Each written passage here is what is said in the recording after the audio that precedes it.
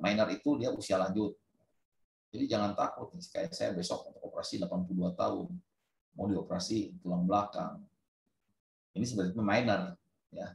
Tergantung kebutuhannya operasi itu, apakah karena dia nanti menderita dengan operasi itu yang harus dioperasi. Kalau hanya tidak mengganggu yang harus dioperasi kalau 82 tahun. Terus ada gambaran pada EKG pembesaran jantung kiri atau ketemu lab bundle branch block. Ada ST abnormality ya. Ya, ini juga minor. Jadi jangan takut. Kita kembalikan pada klinis. Walaupun usianya 82 tahun, misalnya klinisnya masih gagah, tidak sesak, bisa jalan kaki ke kamar mandi, ya minor. Atau gambaran EKG-nya, wah takut ini. Jantungnya gede ini. Ada left ventricle hypertrophy, misalnya EKG-nya. Ada left bundle branch block. Klinisnya ada bapak ngeluh sakit dada tidak, sesak tidak, bisa ke kamar mandi sendiri, ya udah minor. Ya. Ada ritme yang tidak sesuai dengan sinus ya, misalnya atrial fibrilasi. Kalau tensinya masih bagus ya, pasiennya tidak keluhan, nggak ada masalah. Atau pasien yang berbaring lama, dia tidak bisa loncat misalnya ya, angkat tas, naik tangga, itu juga masih minor. Kecuali dia keluhannya ada sesak, tidak ada, tapi kalau dia tidak, ya ada masalah. Riwayat stroke ini juga minor. Hipertensi yang tidak terkontrol pun minor. Nah ini sering ada beberapa teman sejawat tensinya 150, 200, udah batalkan, tensinya perbaiki dulu, nggak bisa. Pilihannya ini minor karena jangan takut. Yang paling takut justru hipotensi ya. Kita takut.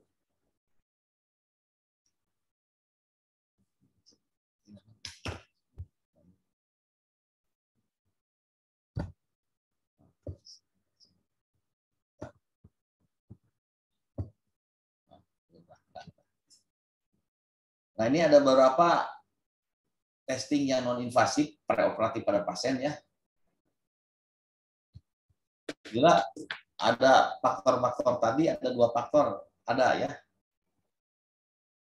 Jadi kita kembalikan seperti saya bilang ya. Misalnya dia masuk intermediate clinical picture ya. Dia ada angina, ada sebelumnya ada miokard infarct, ada riwayat patologi Q-wave yang patologi ya, atau pada gagal jantung yang terjadi komplikasi atau gagal jantung sebelumnya ataupun diabetes ya.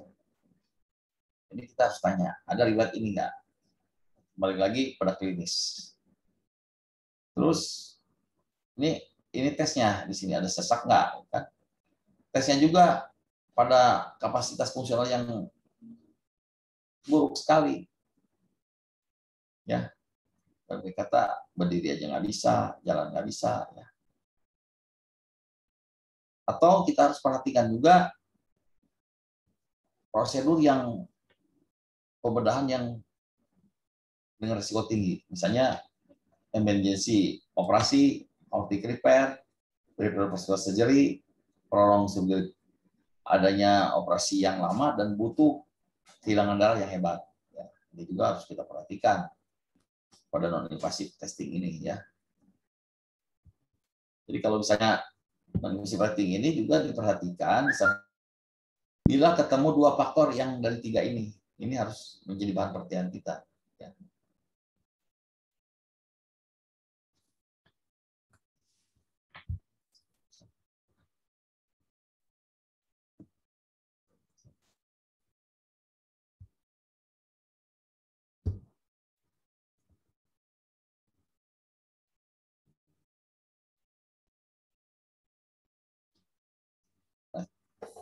Kita lihat ditinjau dari sudut operasinya sekarang ya. Cardiac stratification for non-cardiac surgical procedure. Ini dari sudut operasinya. Kalau dia resiko pembedahannya high di sini adalah mempunyai resiko cardiac risk-nya lebih dari 5%. Misalnya operasi yang emergensi, usia lanjut, operasi peripheral vaskuler, pembedahan yang antisipasi pembedahan yang lama, yang berhubungan dengan pergeseran cairan yang besar, seperti misalnya kayangan darah. Intermediate ini resiko kardiak risknya umumnya kurang dari 5%. Misalnya operasi carotid endarterectomy, operasi bedah leher ya, head and neck surgery, operasi prostat juga di sini. Yang rendah prosedurnya misalnya endoskopi atau operasi yang superficial lah, angkat kutil misalnya. Operasi katarak, breast surgery. Ini kurang dari 1% resikonya terjadi kardiak risknya. Ini tahap-tahapan berapa tahapan preoperatif manajemen dari pasien-pasien yang berisiko terjadi kardiak risk ya. Misalnya ada satu pasien membutuhkan pembedahan non surgery, non cardiac surgery.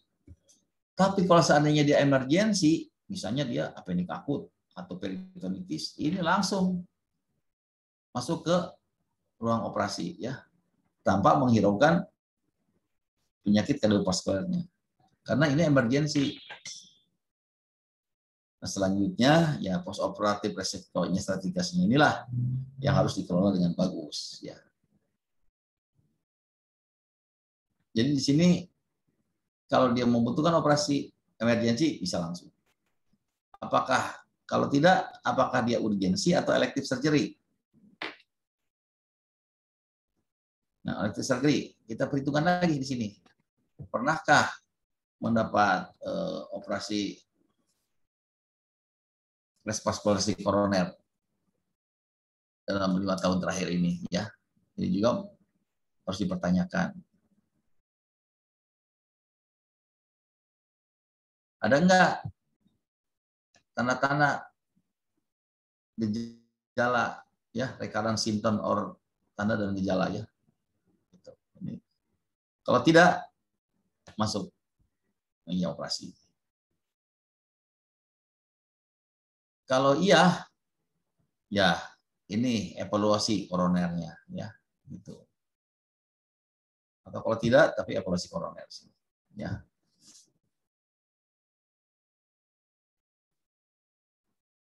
Nah,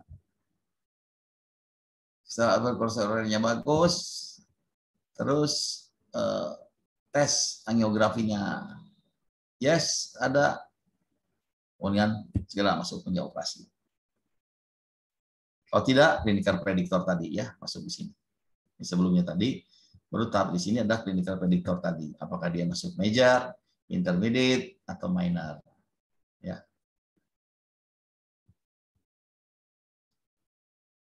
Jadi kalau misalnya major cardiac prediction, tunda dulu ya operasi. Jadi perbaiki dulu sistem kardiovaskularnya ya. Atau perlu pasien dipertimbangkan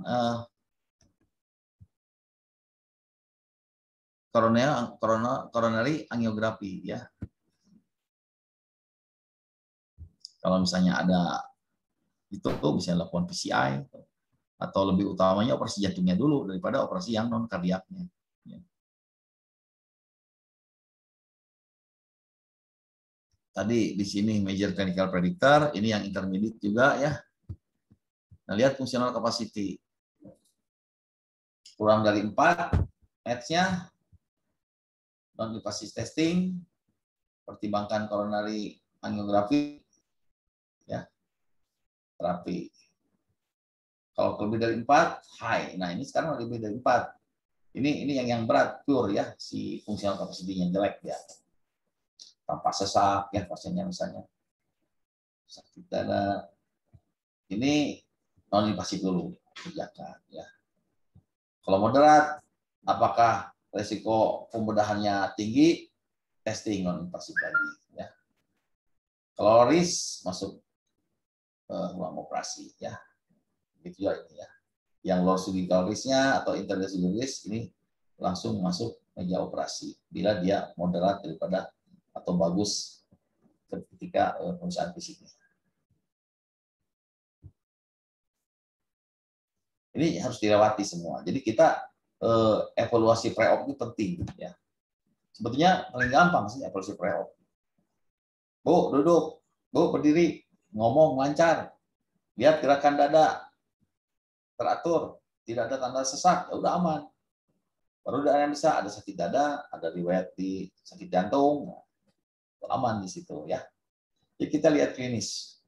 Ini sebagai tahap-tahapannya. Tapi yang penting preoperatif ini harus dijaga betul. Jangan ketika dia udah gagal jantung, kita masukkan obat anestesi, langsung hilang tensi ya. Karena obat-obat anestesi menekan sistem kardiovaskuler, menekan respirasi, menekan susunan saraf pusat.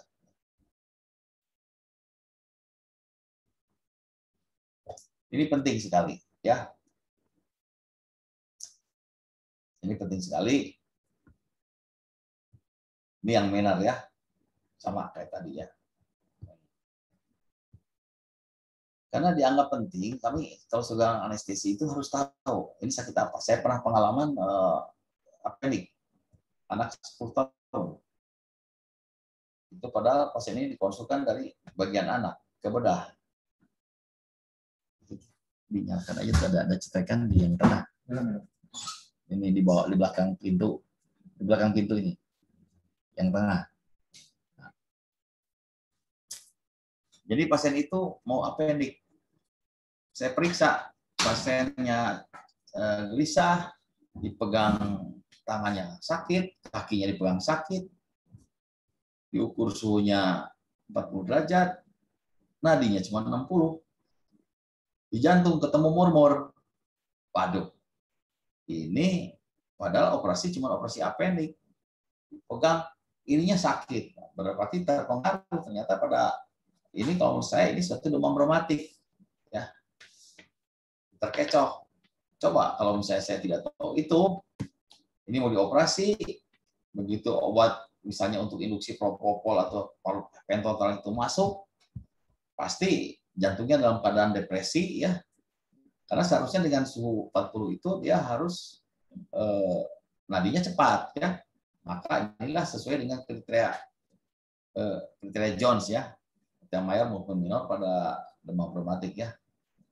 Ada poliartritis ya, sakit perut ya, ada murmur.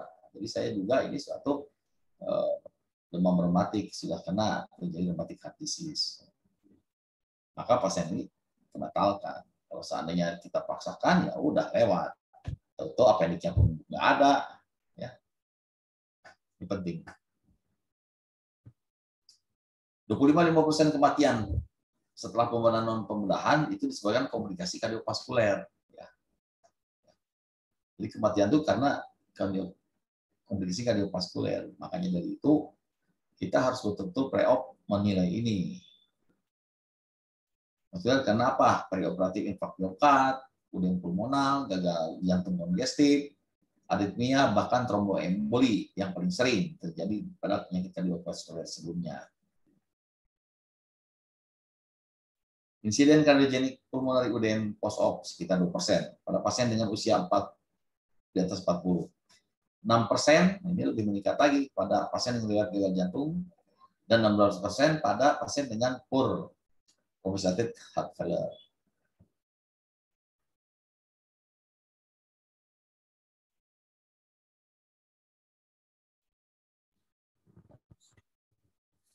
Ini evaluasi daripada kardiak ya untuk pasien-pasien yang akan menjalani non kardiak surgery. Sebelumnya ada tindakan CABG misalnya, ini butuh pasien butuh operasi, tapi sebelumnya ada tindakan di operasi jantung atau tindakan PTCI dalam 5 tahun. Kalau tidak ada tanda gejala, dia pasti bisa jalan, aktivitas sehari lancar, masuk meja operasi. Terus, tapi kalau misalnya dari evaluasi koronernya, dievaluasi adekuat, evaluasinya ya cukup masuk meja operasi. Namun bila diketahui atau tanda-tanda resiko coronary artery disease-nya ada ya, tanda-tanda penyakit jantung ada. Ini kita lihat dulu. Kalau dia tidak stabil atau terjadi angina atau bahkan CAF, ini pertimbangkan dilakukan angiografi. Jadi lebih tinggikan jantungnya dulu. Ya. Kalau dia loris, kalau misalnya dia loris surgery,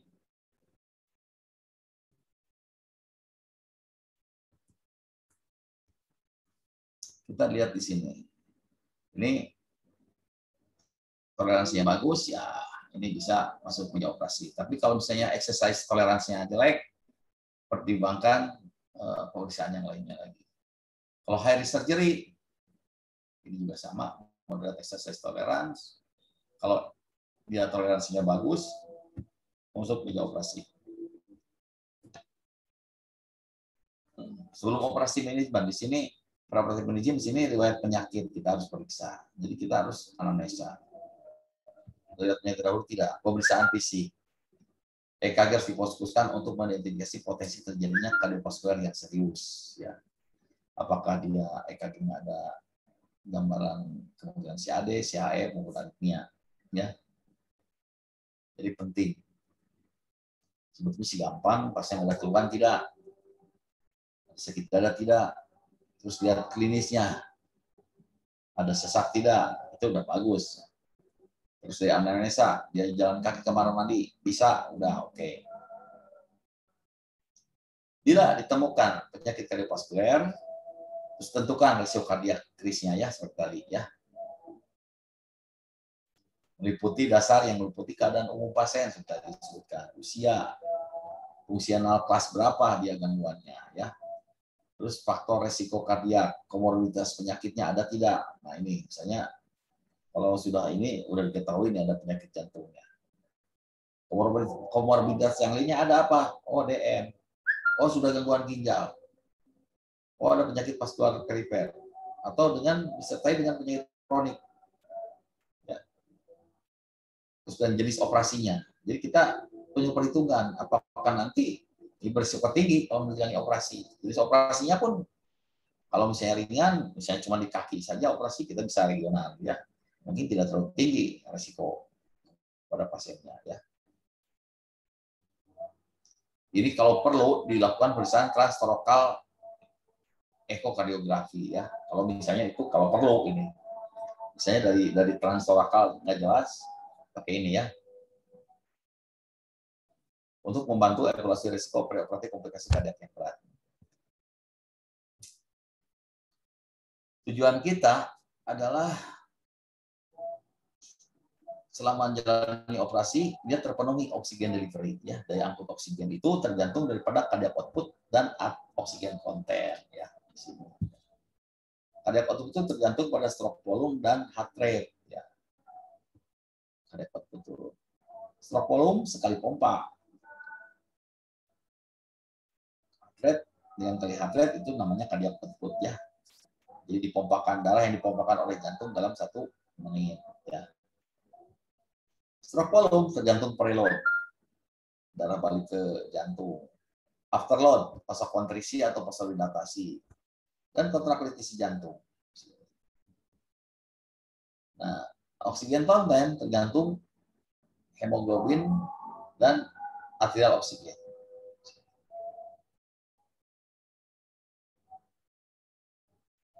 Itu tadi bicara tentang preoperatif, sekarang intraoperatif. Ya. Intraoperatif prediktor for perioperatif cardiac morbidity di sini di antara prediktor intraoperatif yang klasik pembedahan yang emergensi di sini. Pembedahan vaskuler yang besar, operasi lebih dari 3 jam, pembedahan abdominal atas ataupun torak. Di antara prediktor dinamik, hipotensi dan tahikardia memprediksi adanya perioperatif cardiac morbidity. Ya.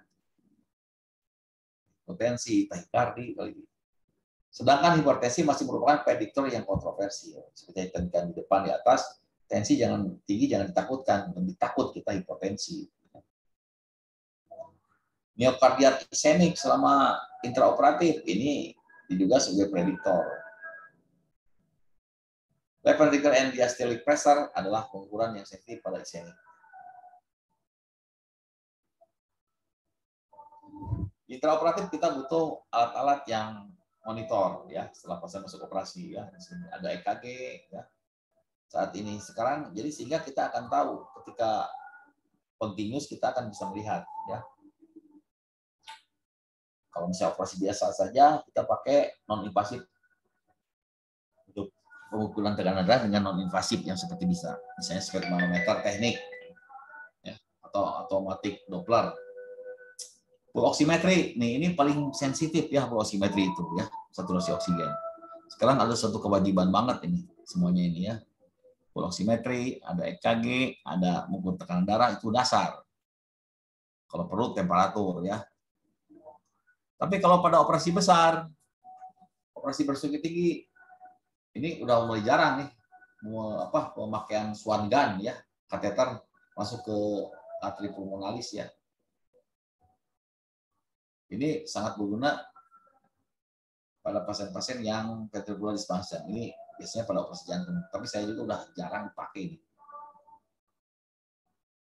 Central venous pressure, nah, di sini. Tapi central pressure akan bisa terbaca bila fungsi jantungnya bagus. Nanti tidak, fungsi jantungnya jelek, sudah terbaca, sudah memprediksi, tidak mengukur secara akurat. Terus juga kita harus meriksa urine output, ya, polikateter. Yang polikateter kita periksa per jamnya itu. Apakah dia cukup atau kurang? Kalau kurang, kenapa nih? Apakah karena volume, atau bulusnya terlalu gede dalam, atau penyakit jantungnya sendiri.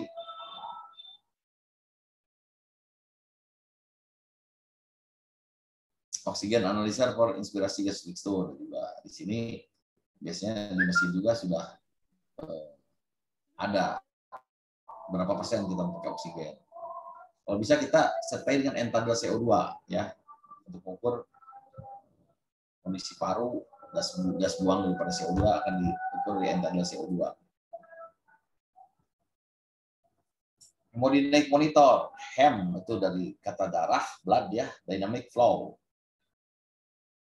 Di sini ada parameter utama, ada invasive blood pressure, tekanan darah yang diukur. Kalau invasif itu kita masukkan bokat atau alat reseptor arteri lainnya di sini, kita hubungkan ke DOM, kita lihat monitor, itu akan timbul gelombang tekanan darah dan secara continuous. Biasanya ini dilakukan pada operasi jantung, ini wajib karena secara cepat bisa terjadi perubahan yang besar ya pada hemodinamik. Cardiac output, jumlah darah yang dipompakan per menit, contractility, kecepatan kekuatan kontraksi, vascular resistance, hambatan aliran darah, flow level, jumlah cairan dalam tubuh.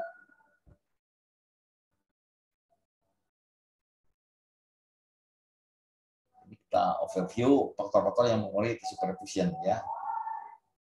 Volume seperti dikatakan tadi dipengaruhi oleh tiga ini. Preload, contractility, absolute. Stroke volume dan heart rate inilah menentukan kadar output. Cardiac output dengan peripheral resistance itulah yang namanya blood pressure ya. Ini yang menentukan ada tisu perfusion ya. Ini biasanya kita pertahankan tekanan darah ini di atas 60 MAP-nya ya, mains arterial pressure-nya.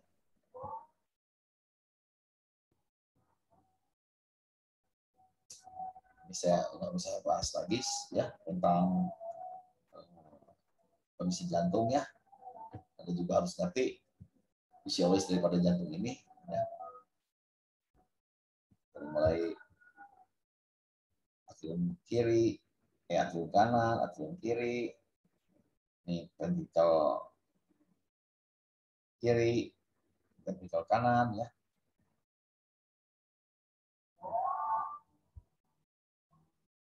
Sistemik, di mana darah dipompahkan lewat aorta ke seluruh tubuh untuk melalui perfusi, balik ke sistem vena ya, yang dimana si oksigennya udah dipakai dari tingkat sel, balik ke jantung lagi, ke atrium kanan.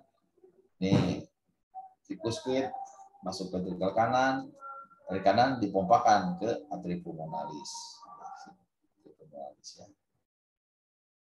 Pulmonalis balik lagi ke vena pulmonalis yang sudah mendapat difusi daripada jantung. Itu sistem pulmonal. Tadi sistem sistemik. Tapi jantung sendiri sebagai pompa di sini butuh darah, maka ketika keluar aorta, cabang pertama aorta adalah mencapai arteri koronaria untuk memperdarai jantung sendiri.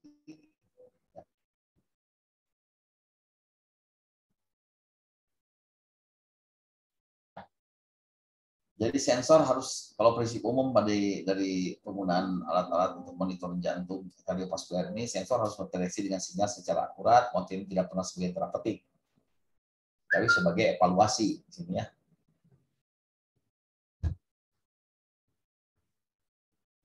Arterial seperti yang disebutkan tadi, bahwa jika kita continuous, kita masukkan bokat, kita hubungkan dengan domnya, akan tertampak monitor tekanan darah, jadi tidak usah diukur-ukur lagi. Ini biasanya kita gunakan pakai untuk operasi besar atau operasi jantung, ya. Atau misalnya pada pasien ICU, saya rawat sekarang pasien ICU COVID misalnya, dengan pakai ventilator, saya akan pasang CPP ya, central venous pressure maupun arterial, supaya si pasien ini jangan pemeriksaan darah terus tusuk-tusuk lagi. Kalau butuh darah vena ya kita ambil dari CPP ya, central venous pressure, central venous catheter. Kalau butuh AKDA, kita ambil arteri, cukup dari sini. Jadi sehingga pasien tidak usah ditusuk-tusuk lagi. Ini seperti katakan tadi, kapan sih kita butuh arteri pressure? Bila terjadi akut hipertensi atau perdarahan hebat, pada sikoli atau kardiak arrest, hipertensi krisis, sepsis. Nah ini contoh hipertensi krisis. Ini kalau saya operasi pada pleokrosifalcitoma, nah itu pada tumor anak ginjal itu biasanya tensinya tinggi sampai 300. Maka itu wajib pakai arterial ya untuk tekanan darah. Jadi ketika tekanan darah tinggi kita kasihkan nipride ya. Nipride naikkan karena bisa bahaya tensi 300 misalnya. Jadi akan cepat kita akan tahu naik turunnya tensi. Jadi dosis nipride juga akan kita sesuaikan dengan keadaan tensi pasien. Kalau di ICU, pada pasien sepsis, ya ini juga pergunakan arterial. Neurologic injury, komplikasi post-operasi, pasien dengan vasoaktif drug, ya. Saya pasien sudah masang norepinephrine misalnya ya, untuk ini harus karena akan continuous. Dosis norepinephrine kan itu drip, jadi harus dipantau. Nah, seperti tadi, pasien membutuhkan pemeriksaan gas darah yang sering ya.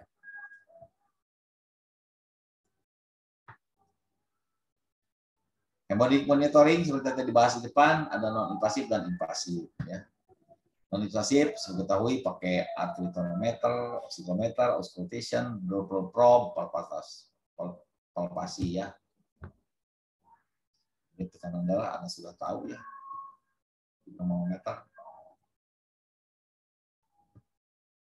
Sini bisa kita pegang di Doppler, di radialis ataupun di brachialis.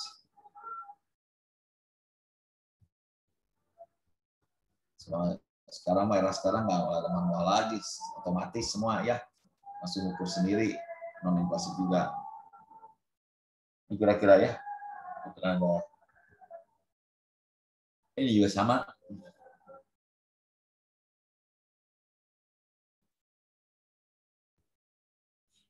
Invasif. Di seperti saya katakan tadi ada central venous catheter ya. Ada swan gun catheter, arteri catheter ya.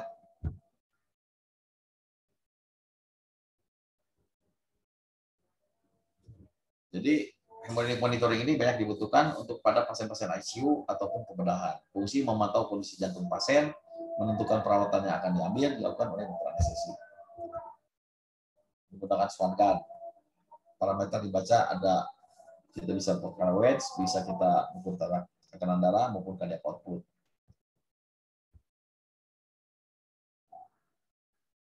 Jadi dengan tujuan monitoring invasi itu, kenapa?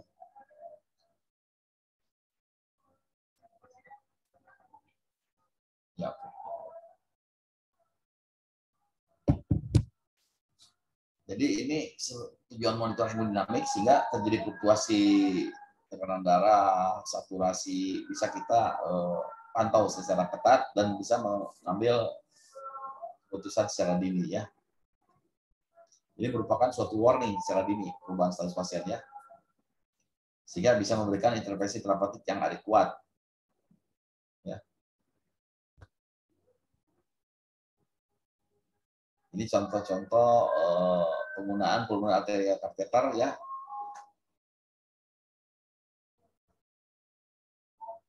Nah, ini kira-kira alatnya ini ya. Jadi ini nanti masuk dari jugularis ya. Ini masuk dari jugularis, ini ada gambarnya sini.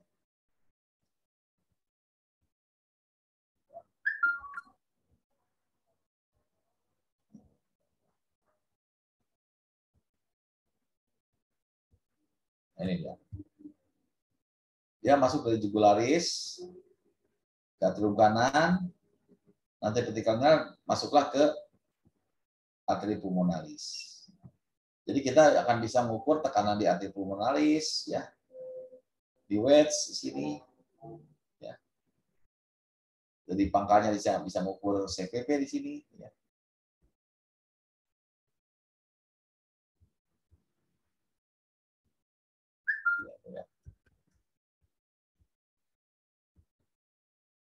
Nah, ini kira-kira kalau kita perbesar ya, yang kita masukkan itu dari atrium kanan ke ventrikel kanan lewat tricuspid, dia masuk ke arteri pulmonalis. Nanti pakai balon untuk menentukan wedge. Tapi kalau udah ukuran wedge di sini sudah dilakukan, kempeskan lagi balonnya ya dari sini dari pangkal tadi. Nanti bisa ischemic ini. Kira-kira ya. Nah, tampilan di monitor. Jadi nanti tekanan arteri akan nampak begini. Wedge juga PA, tekanan PA juga akan nampak.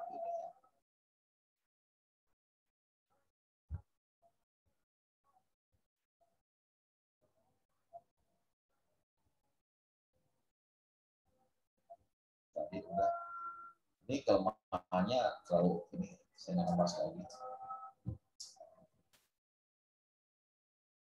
Terlalu jauh karena tidak akan melakukan sih sebetulnya dengan swan gun ini. Pokoknya kita bisa mengukur preloadnya hiperperfusi, misalnya CPP-nya kurang. Kalau kita nggak pakai swan gun, cukup CPP-nya kurang ya.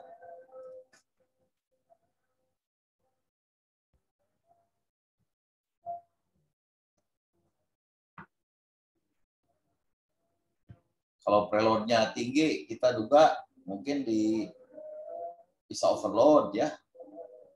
Ya, hasilnya akan menunjukkan sesak. Terus bisa juga ada tanda-tanda hipertensi pulmonar juga, preloadnya bisa tinggi ya. Karena tidak ada masuk ke arteri pulmonalis.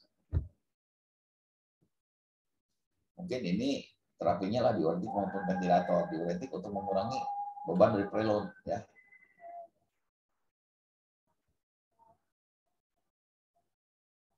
Afterload, nah kalau afterload tandanya kalau misalnya CPR-nya rendah, itu pada pasien sepsis SPR-nya rendah. Ya. Kita dengan swan gun itu bisa ukur SPR. SPR-nya rendah, sepsis. Pada atau PPR-nya posdilatasi, misalnya mungkin myocardial vein oksigen konsumsinya kurang. Ini udah jarang dipakai ini. Kalau bro.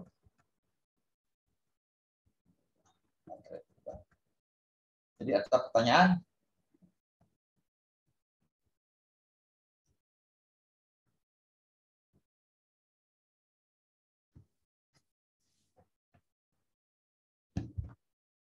Jadi kalau kontraktilitas tinggi, ini akan meningkatkan demand oksigen jantung. Ya, kontraktilitas. Hati-hati, ada pasien-pasien yang kalau pasien dengan ischemik, pasien jantung biasanya suka dikasih beta blocker untuk menghambat stimulasi beta. Karena kalau udah dia kontraksinya tinggi, ada penyakit jantung akan memperberat jantungnya sendiri. Biasanya rata-rata orang kasih beta blocker, tapi ini untuk sementara. Yang penting lagi harus diketahui kenapa ada masalah apa di jantungnya. Saya dengan katarisasi.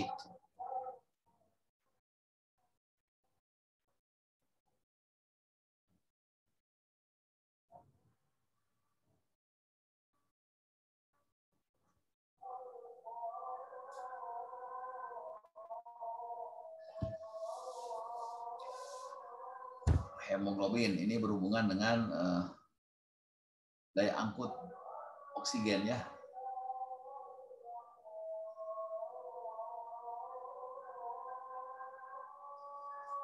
Hemoglobin yang terlalu tinggi pun akan meningkatkan cardiac output sekunderi daripada peningkatan viskositas. Saya pernah ketemu pasien dengan polycythemia vera.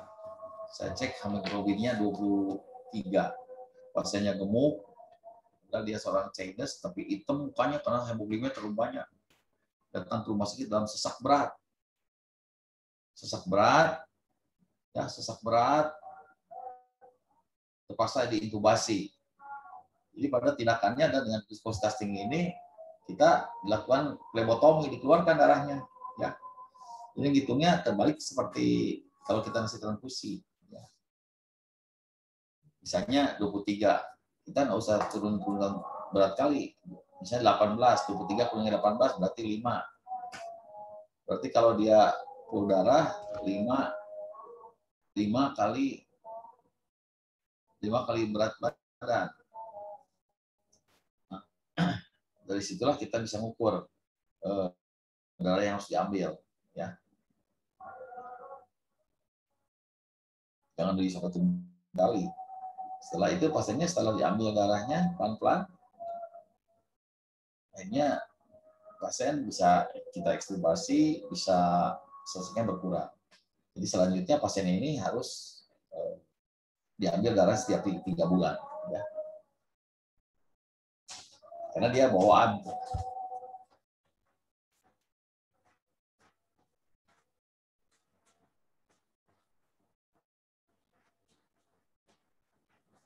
Ini adalah saturasi oksigen, mungkin Anda nanti di lapangan kenal, ditempelkan di jari sensornya. Ini satu sensor yang paling sensitif, ya. Pasien belum menunjukkan sianosis, tapi saturasi oksigen sudah menunjukkan saturasi di bawah 90.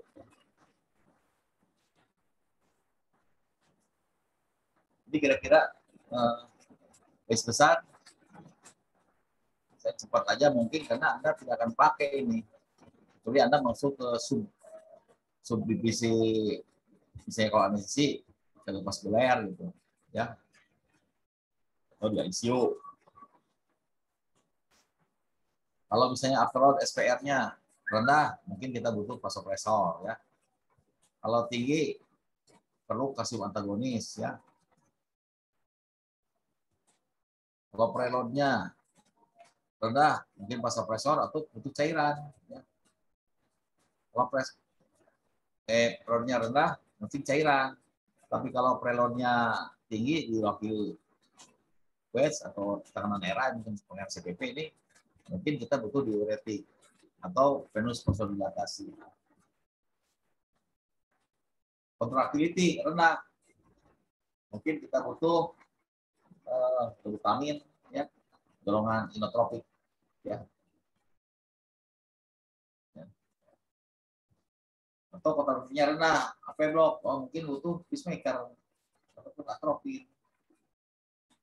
Kalau tinggi, mungkin kita butuh beta blocker, ya, kalsium antagonis. Contractility-nya rendah, ini butuh atropin. Pacemaker ini rendah, ya. Kalau tinggi mungkin betul beta blocker maupun kalsium antagonis. Ya. Kalau saturasi oksigennya rendah, butuh terapi oksigen, ya, atau perbaiki oksigen, misalnya perbaiki hemodinamik, ya. Atau butuh ekstrakorikuler oksigenase. Ini lagi tren-trennya sekarang di COVID, ya. Biasanya saturasi oksigennya turun karena parunya yang rusak. Setelah dipakai ventilator, ini pakai ventilator dengan IV oksigen tinggi, maka ujung-ujungnya pakai ECMO. Kalau ini hiperbalik oksigenasinya untuk perifer. Biasanya pada pasien-pasien untuk aliran darah yang ke perifer, misalnya pada pasien DM, ya. Ini hiperbalik, dimasukkan orangnya ke hiperbalik biar vasodilatasi, ya.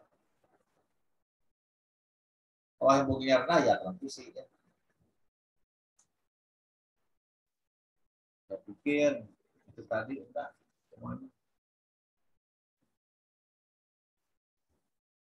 Ini untuk intraoperatif manajemen sih, kalau anestesi pilihannya apa regional atau general ya.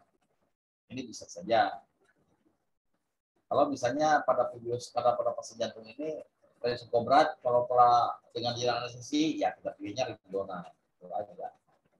Apa regional bisa kita lakukan spinal anestesi, epidural maupun blok saraf ya. Misalnya kalau di tangan kita blok saraf di brachialis ya. Di tungkai kaki bisa kita spinal, bisa kita blok, bisa epidural. Sehingga tidak terlalu mempengaruhi kardiovaskuler. Tapi hati-hati kalau pada spinal atau epidural efek hipotensinya. Jangan, kalau bisa jangan terlalu tinggi ya bloknya. Jadi pasien dengan regional anestesi ini dapat menguntungkan pada pasien-pasien yang sebelumnya ada nifat infak ya, yang menjalani transuretral proktectomy ya, TUR ya.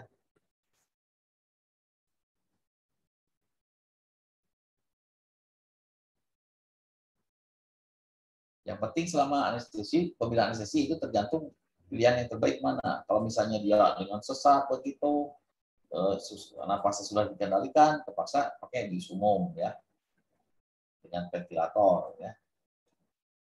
Dan jangan lupa tetap pantau keadaan hemodinamik selama operasi.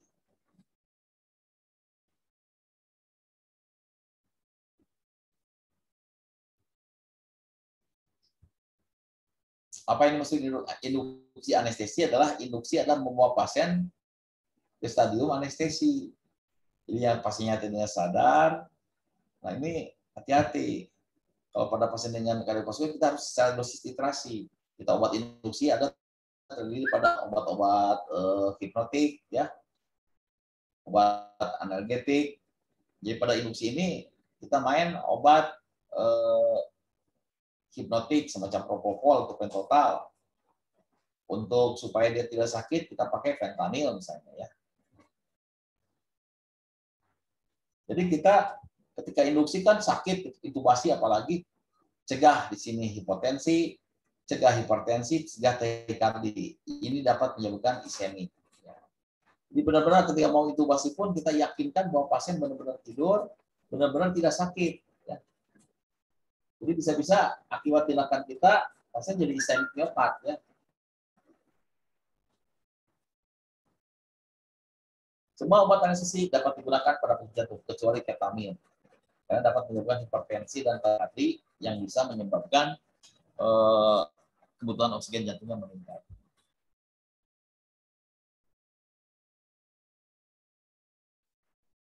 Pada penggunaan obat anestesi ya diharapkan bisa cepat ekstubasi dan cepat bangun. Yang penting, nah ini dia, ya kita gunakan fentanyl yang cukup.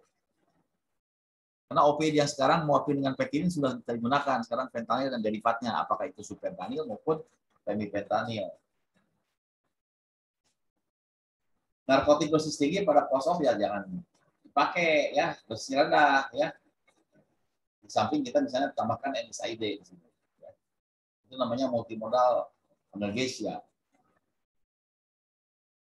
Masker relaksan cukup sekali diberikan ya. Neuromuscular agentnya.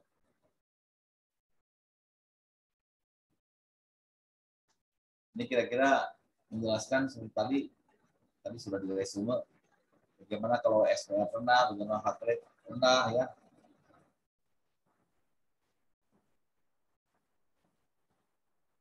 Gejala hipertensi.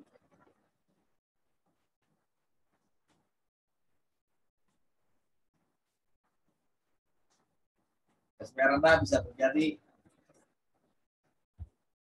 karena simpatik block, misalnya pada tindakan spinal anestesi kan simpatik block.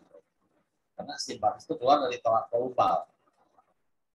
Pemakaian vasodilator, spinal shock, anafilaksis, blood transfusion, septic shock. Jadi kalau lihat SPR-nya rendah, kita harus berprasangka dulu apa ini kira-kira penyebabnya. Gampang aja SPR rendah kasih norepinephrine seperti tadi. Tapi kita harus cari SPR rendahnya kenapa. Itulah kejadian heart rate yang rendah, bradikardi.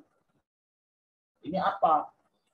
Apa pasien memang sudah terjadi AV-block sebelumnya, atau sinus bradikardi, atau pemakaian AV-nya terlalu gede, bisa jadi bradikardi.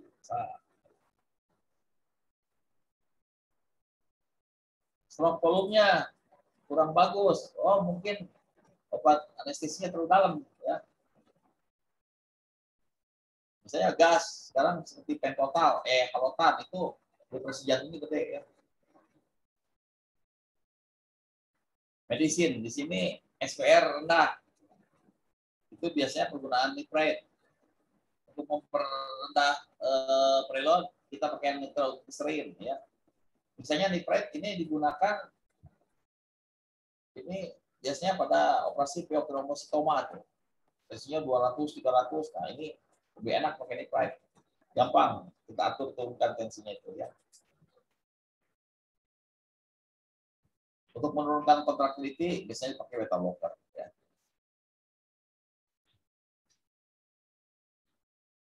Atau tindakan bedah yang ke leher, karotid arteri surgery. Kalau ada hipertensi selama operasi, mungkin anestesinya tidak terlalu ringan ya. Atau pasiennya menjalani hipermetabolik, sepsis, fever, thyroid storm, ya. Atau kolesterolnya tinggi, hipertensi, karena hipoksia, hiperkarbi. Saya pernah nih, pasien kok tensinya tinggi, bradikardi selama operasi. Saya akan salahkan dulu, ini mesti hati-hati. Mungkin si sodalinnya untuk membuang CO2-nya kurang.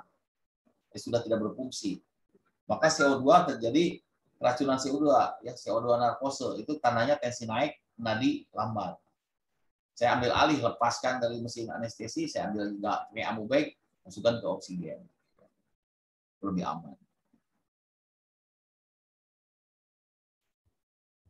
Hipertensi bisa juga di pemberian suntikan epinefrin ya langsung naik ya tensi. Kalau endokrin, nah ini dia seperti tadi pheochromocytoma ya. Tiroid krisis. Hati-hati. Pada pasien dengan tiroid krisis, pheochromocytoma tensi naik. Pada gangguan ginjal juga tensi naik. Casing reflex, coarctasia, full bladder juga tensi bisa naik. Ini tahikardi bisa karena alat anestesi, hipovolemik juga. Tapi biasanya kalau hipovolemik, tahikardi disertai hipertensi. Hipermetabolik tahikardi biasanya pasiennya shivering. Penggunaan obat anestesi biasanya sudah terjadi shivering, menggigil. Pasien demam, ya, tiroid, dan yang lain-lainnya. Begitulah bradikardi. Ini paling sering aja di sini. Kalau pada keadaan hipoksia bisa jadi ujungnya bisa jadi bradikardi. Pada olahragawan bisa aja bradikardi tapi normal. Biasanya dia bradikardi pada tensi cukup, jadi nggak usah diapa-apain. Tensinya bisa 40 nadinya bisa 40, itu pada atletik heart ya, pada pasien yang olahragawan. Atau ke dalam anestesinya terlalu dalam, bisa juga bradikardi ya. Atau refleks pagal, misalnya pada pasien operasi mata, oculocardiac refleks namanya. Bradi, itu cepat hentikan kepada dokter matanya agar hentikan dulu. Jadi ini pantauan ini bisa kita lihat di monitor ya. Ketika narik peritoneal, maksilar traksi, ketika serpihan dilatasi yang perlu laryngoscopy bisa jadi bradikardi. Ya. Casing refleks bradikardi. Penggunaan obat miostatin, beta blocker, ini bisa bradikardi. Atau pada aritmi itu ada sinus bradikardi, ada AV-block ya. Ini obat-obatan di anestesi golongan barbiturat, misalnya tiopenton ya. Nah, obat-obat intravenous anestesi bisa menurunkan tekanan darah. Ya. Karena dia ada efek vasodilatasinya. Ini obat sedatif sering juga digunakan, pengaruhnya tidak kentara, pada tekanan darah kurang kentara, tapi hati-hati. Kalau kita masukkan obat itu, depresi napasnya lebih besar daripada propofol. Pada yang ini perubahannya minimal dengan midazolam. Tapi kalau ini sebagai obat sedatif sebetulnya, ya, sebagai premedikasi. Tapi hati-hati waktu suntikannya harus pelan-pelan. Ketamin ini sudah jarang digunakan, tapi sebagai ajudan dia meningkatkan tekanan darah dan oksigen konsumsinya tinggi. Bisa beresiko penyakit jantung. Jadi hati-hati penggunaan ketamin pada orang penyakit jantung. Baik tidak usah. Ya. Kontraindikasinya hipertensi, hipertiroid, riwayat MCI, atau intracranial pressure tinggi.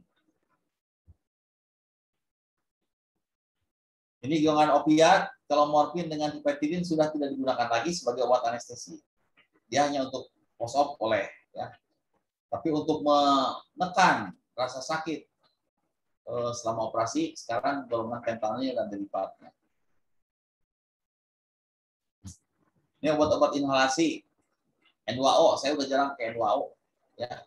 Jadi saya hanya pakai oksigen dengan udara R ya. Sekarang. Inhalasi ada halotan, juga ini udah jarang karena dia paling besar menekan jantungnya, depresi jantungnya lebih gede ya.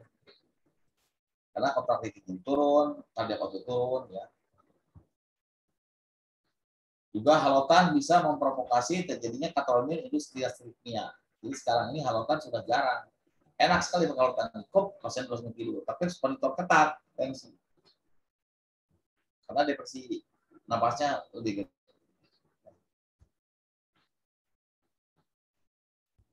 Ether udah jarang dipakai. Ini apalagi ya.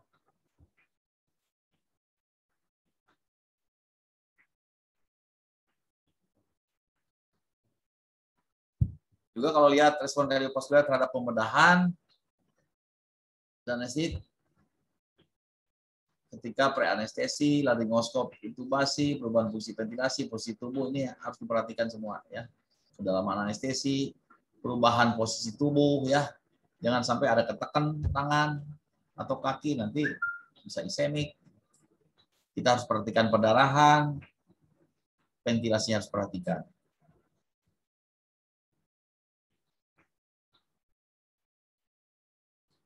Saya pikir cukup sekian dari kardiovaskuler walaupun secara cepat karena ini terlalu banyak bahannya.